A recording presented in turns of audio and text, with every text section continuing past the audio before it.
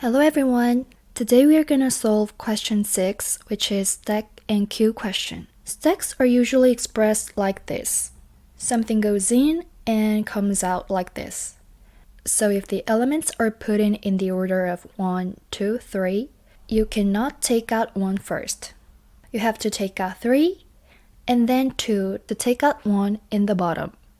This is the stack.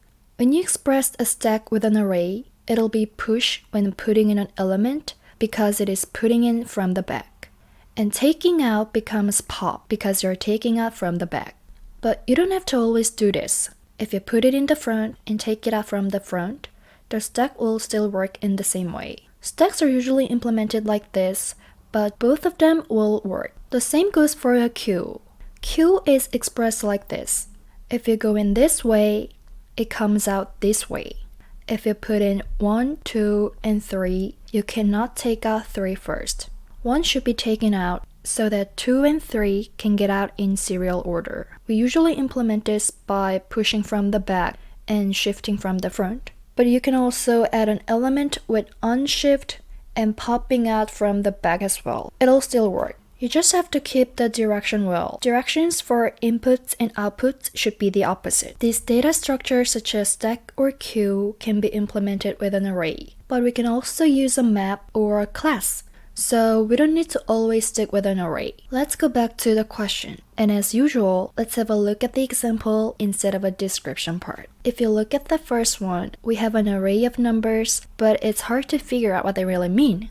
But in the explanation part, here it says the order should always be 1, 2, 3, 4, 1.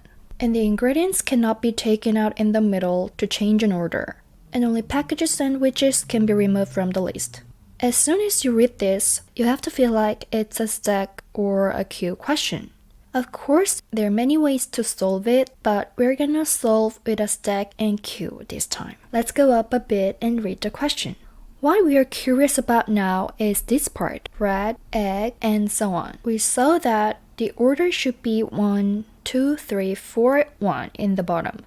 So now we can get this number stands for each item. It is described in constraints. The sequence is 1, 2, 3, 4, 1, so we need these ingredients to be placed in this sequential order to make one sandwich. So if I get this array, we can make one sandwich with 1, 2, 3, 4, 1, and these are gone. We cannot make one more because there's no 1 in the end. So the output is 1, which means a completed sandwich. If you look at the second example, we can make one sandwich with 1, 2, 3, 4, 1 in the middle, and these ingredients are removed. And by combining 1 here and the rest of the ingredients behind it, we can make one more sandwich. So we can get 2 sandwiches total.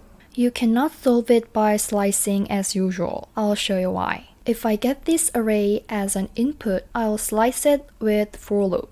This approach is increasing count twice when we get this one and this one. But this wouldn't work because when we see the data here, 1, 2, 3, 4, 1 here should be removed, but it wasn't. So this ingredient 1 in the middle is duplicated. This approach is called a sliding window, and I'll explain it in the next video. So we're gonna try another approach. Let's start with the solution function, which is gonna be quite simple. I'll set result to 0 and make a variable called stack in an empty array. And we're gonna go around in the for loop and push I into stack one by one and slice elements in the stack. If I slice -5, it means we are slicing from the -5th index to the last one, not from the 0 to the -5th index. So it's gonna return the last 5 elements. For instance, if I get this data and slice -3, you can see the last 3 elements are printed out. I'll bring this function again. So what should be the same with this? You might think this, but it can't be compared like this. If I have this array here, are they same in JavaScript? They are not, because it is based on the memory address. So we should add 2 string for both, or use JSON stringify to compare them. We can see they are the same now. So I'll bring the code from the top and put in JSON stringify for each. If they're the same, we should pop 5 times in the stack. So I'll initialize an array with 5 spaces and use for each to pop. This statement is just for a repeat. It doesn't have meaning other than that. And when you're done taking out, you should add 1 to the result. And we're gonna return it. So to summarize, we just put in and took out the elements in the stack. So at first, stack variable is an empty array. Then the rest elements come in sequence. As soon as 1 comes in, they meet the condition here. So at this moment, you will pop 5 times from the last element. 1, 2, 3, 4, 5.